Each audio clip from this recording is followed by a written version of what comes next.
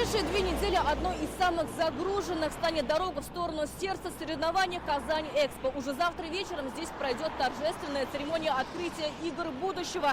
Сейчас я стою на выездной трассе. Как видим, о мировом масштабе турнира говорят флаги.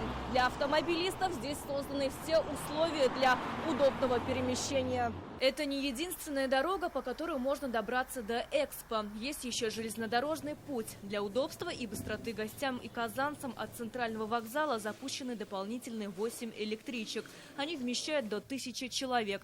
Курсировать будут без остановок. Таким образом, от Казани до аэропорта имени Тукая можно добраться всего за 20 минут. Рекомендуем воспользоваться железнодорожным транспортом.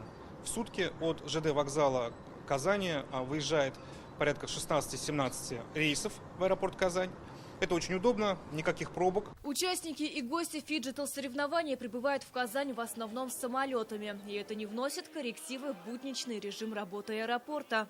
Максимально у нас аэропорт Казани в пиковые дни, когда проводятся игры будущего, принимает порядка 80 рейсов международных и регулярных. Работает в штатном режиме. Никаким образом простые жители, которые по своим делам пользуются аэропортом, не затрагиваются. Прежде чем выезжать куда-либо, казанцам и гостям города рекомендуют заранее проложить маршрут до нужной точки с помощью электронных карт. Это поможет избежать пробки, а также заранее узнать, на каких участках города введены ограничения. Например, сейчас мы находимся около Татнефть-арены. Это одна из площадок игр будущего. До 23 февраля здесь уже частично перекрыли трафик по Бичурина, начиная от Чистопольской до Сибгата-Хакима. Значит, нужно объехать. Благо, дорог здесь достаточно. Под ограничение завтрашнего дня также попадает зона IT-парка имени Башира Рамеева. До 1 марта здесь перекроют часть дороги по Хади Такташа от Спартаковской до Марселя Салимжанова.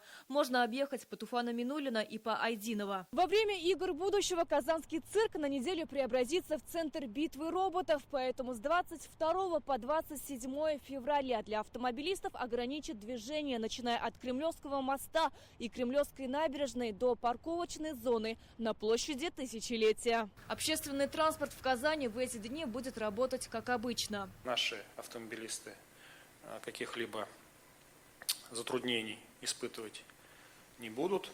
Единственное, мы призываем всех автомобилистов внимательно следить за знаками дорожной обстановки и своевременно следовать, соответственно, указаниям и регулировщиков, и предписывающих знаков.